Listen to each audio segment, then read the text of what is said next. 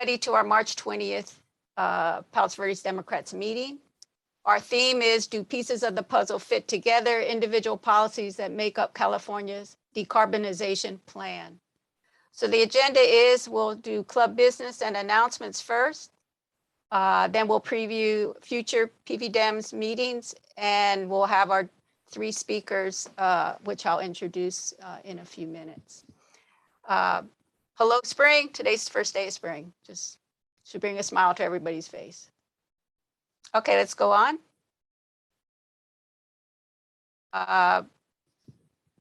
So before I do this chart, I do want to have Connie talk about the status of the nominating committee, Palos Verdes Democrats nominating committee. Yeah, thank you. The nominating committee contacted all of the current members of the board, the elected officers and the standing committee chairs to see who is interested in returning to their current position or if they were interested in moving to a different position. And after that, now we know which positions we need to fill, and they are first vice president, and then newsletter chairperson, publicity, hospitality, and that's it. So these actually are kind of low impact positions, meaning low intensity positions, meaning you can do them fairly easily. They're not as much work as some of the other positions, like, you know, Anne is doing this awesome job in program chair, and thank God she's willing to continue with some help, and we got her that. But some of these others are a great way to join the board and become a leader locally here in the Democratic community. The position I'm most interested in filling is first vice president because that position is president-elect. So if you're interested in becoming a leader quickly, that's a great slot to take. It's kind of like president in training, and you could be president in a year or two. So think about that. The other positions, hospitality, mostly provides refreshments at our meetings when we meet in person, and works on the refreshments for the summer picnic. The newsletter chair position has gotten less intense. It used to be very intense, but now we put our video from the last meeting up on our website, and the newsletter person used to write a report of that meeting. Now the video is put up, and the newsletter chair will just indicate which topics can be found at which minute marks. And so they don't really have to write anything, which is nice. Publicity sends out an email once a month, I think. So those are the 3 positions, or the 4 positions. So if you're interested in any of those, you can email me, and I'll put my email in the chat, and we'll go from there. And then the other thing I wanted to mention is that this coming Sunday, the 66th Assembly District folks will be having breakfast at Mimi's at 10 a.m. Please come on down and enjoy the fun, because we do have a lot of fun. Okay. End of report. Okay, very good. So a number of us went to the March 12th Torrance City Council event last Saturday. We co-hosted this forum with to have all the candidates come out that share our values, and for the June 7th election, and to emphasize that these candidates get chosen or get elected at the June 7th election. So here I put up a map of what the districts are, and this 2022 is only for districts 1, 3, and 5, and for mayor. And also, it was a surprise. I didn't realize also treasurer Tim Goodman had showed up running for treasurer, who he's been in other positions on the Torrance City Council. Sorry, Ann. I just wanted to say it's Tim Goodrich for running for Torrance. Running for treasurer. Yeah. Okay, so these are the people that showed up running. You can read their names here. Cliff Newmark was the one who was running for mayor. And then we had a surprise visit from, and actually she was there for most of the forum, Congresswoman Maxine Waters, and she gave a very nice speech. And then at the end, Assembly Member Al Maritsucci showed up and gave a very nice speech. So it was a good showing of candidates. And if anybody's been driving through Torrance, they can see where a lot of the neighborhoods are doing their own forums and they're publicizing them a lot. So, and I've seen a lot of signs out for a number of these candidates. So, you know, hopefully they seem to be doing pretty well getting their publicity out, but they need help. And as Asencia said at the beginning, they also need money. And TRAA is going to put leaflets out at some of those events. The neighborhood associations invited us to put some literature out. Really, it's very motivating to see what the neighborhoods are doing in terms of candidate forum. And there's also another candidate forum hosted by the Torrance League of Women Voters. Okay, the next chart. All right, so here's a preview of our future meetings in April. As you can see, we have a recurring theme of climate change, but this one's going to focus more on recycling and climate change. We have the Gorbology author, Edward Humes, and he'll speak about recycling, including the new one in terms of food waste and its impact to climate change. And then we got a late confirmation that Senator Ben Allen will be able to attend, and he'll speak about his recycling legislation, especially around plastics. And we also will have Palos Verdes High School alumna Tess DeBlanc Knowles. She graduated in 2006. She's currently working at the White House as a staff person on the Independent Commission on National Security, on Artificial Intelligence. And she's going to tell us how she got there and a little bit about the AI report that recently came out. That will be a virtual meeting. And also that will be the fourth Sunday of the month, because the third Sunday is Easter Sunday. Then in May 15th, this will be our first in-person meeting back at the Peninsula Library Community Room. And as Connie was saying earlier, it will be a hybrid meeting, and hopefully we'll be successful making it a hybrid meeting. So the theme of this meeting is a little bit of a combination of conservation and what's happening with the Republican Party. So we're calling it Accelerating Conservation and Decelerating the Republicans. We have Dr. Jennifer Norris. She's Deputy Secretary for Biodiversity and Habitat at the California Natural Resources Agency. So she's going to speak about her leadership on California's 30 by 30 initiative. I just wanted to say this has to do with conserving our land as well as the future of moving ahead with climate change. Then we also have author Kevin O'Leary. Now, this isn't the famous Kevin O'Leary from Shark Tank. He has been on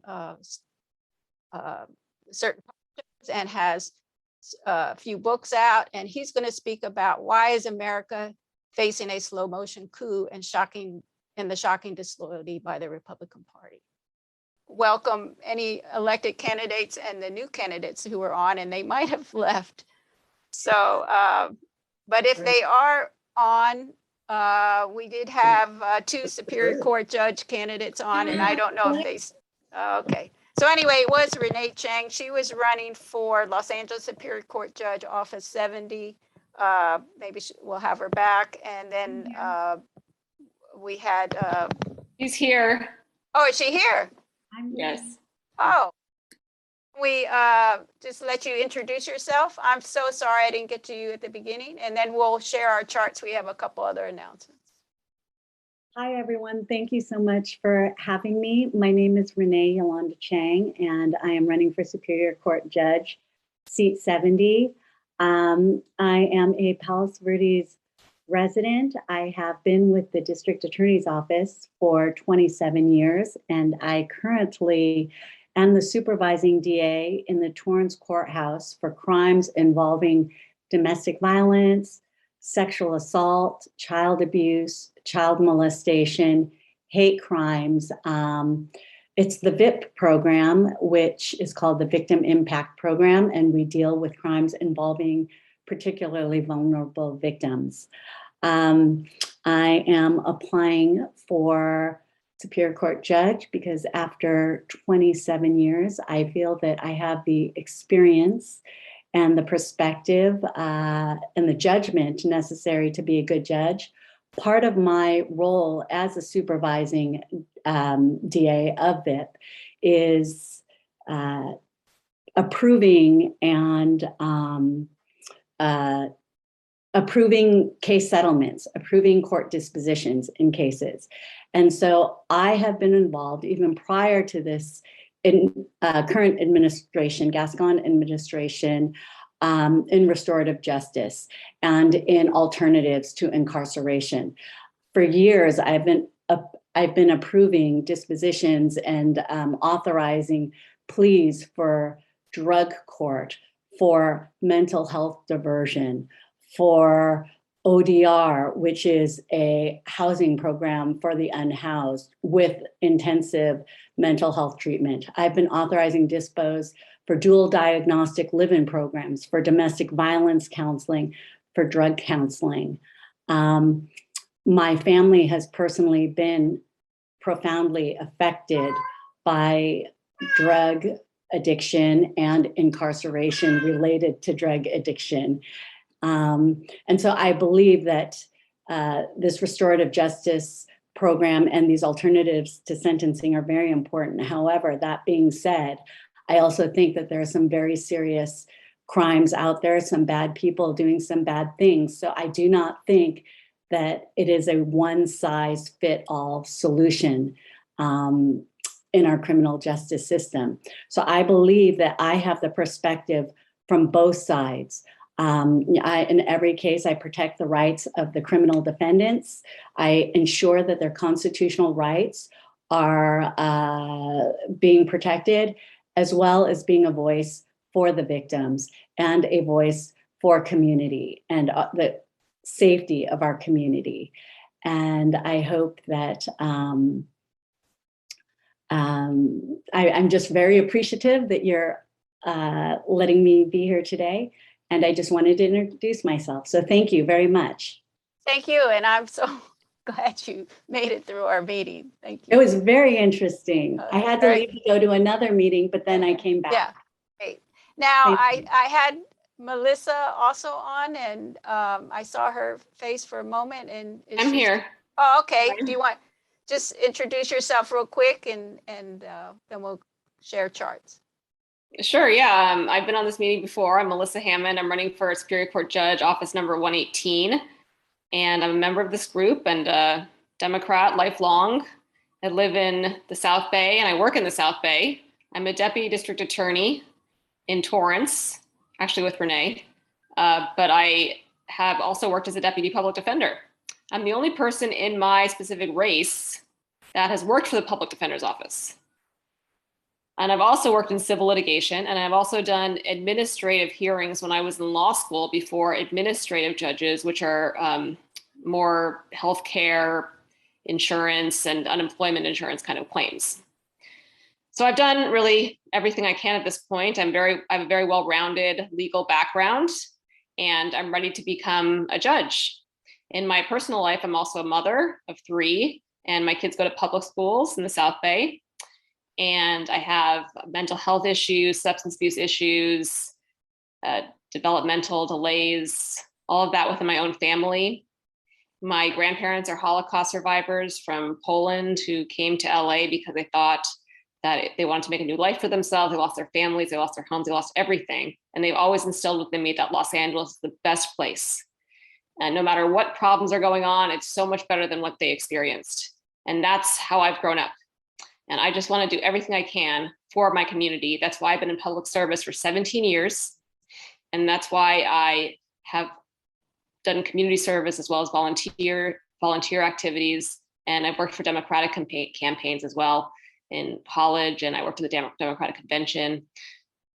And I've also been endorsed by over 50 Superior Court judges. So I know it's been a long meeting. I'm not going to get into more detail about it, but thank you very much. And I hope to have this group support. I have 5 opponents, and it's going to be a crazy race this year. So I really, really need your support. Thank you so much. Thank you for joining us. Yes. Okay, I'm going to move on to the charts we have. We have 2 more announcements, and hope Reggie can share the end of the charts. And as we get to the charts, I do want to make a correction. When I was talking about the 30-30 initiative, California's 30-30 initiative, it's for conserving 30% of our lands and coastal waters by 2030. So I just wanted to make sure that was clear. That will be in our next meeting. Okay, so we have Carol Muller wanted to announce this. I wanted you all to be aware of 10,000 Villages rug event. 10,000 Villages is a fair trade nonprofit. You know, we're not talking politics here, but we are talking values. And once a year, 10,000 Villages has imports rugs from Pakistan, all hand knotted. And it's coming up March 24th through the 27th. I know this slide says starts today. That was referring to the rug event that happened in San Pedro, which is just ending today. So if you're interested in actual heirloom rugs, please come to our store on Catalina, March 24th through 27th. Thank you. Okay, and then we have one more chart. We received this announcement from Richard Foss. He's executive director of Collage, an arts venue in San Pedro, and it opened in July of 2021. The address you can see here on the screen. Anyway, coming up in mid-April, the Collage will be presenting a 12-day show. Oh, I'm sorry. The thing he wanted us to announce for today was this April 1st. This is Keith Knight. He's an illustrated, he's given an illustrated talk on how his cartoons blend humor and agitation for social change. It looks very interesting. And he's looking to get, again, this has having to do with values and what we support. We thought this would be a good, quote, woke talk for our members to be aware of. But what he also wanted me to let you know is coming up in mid-April. It's not on their website yet. They're still working it. They're going to present a 12-day show of Ukrainian art and culture to push back against Putin's lie that the Ukrainians have no art and culture of their own. And they're going to have antique embroidered textiles, original paintings by mid-century master of Ukrainian fine art, concerts of their music and Ukrainian traditional tunes, and a collection of Ukrainian Easter eggs already are lined up. So I was not aware of this venue, and so he reached out to us to give him a shout out, and here it is. So you can go to this website, and we'll post it also on in our newsletter, and April 1st starts this show. Have a great end of the day Sunday. Happy spring. Equal day, equal night. A little bit. Better. Take care. Great Yeah. job. Thank you, Ann. Great meeting. Thank Yeah, you. good job, Thank you Ann. so much again, guys. Great job. Take care. Bye. Thank you, Ann. Good job. Thank you, Jacinta.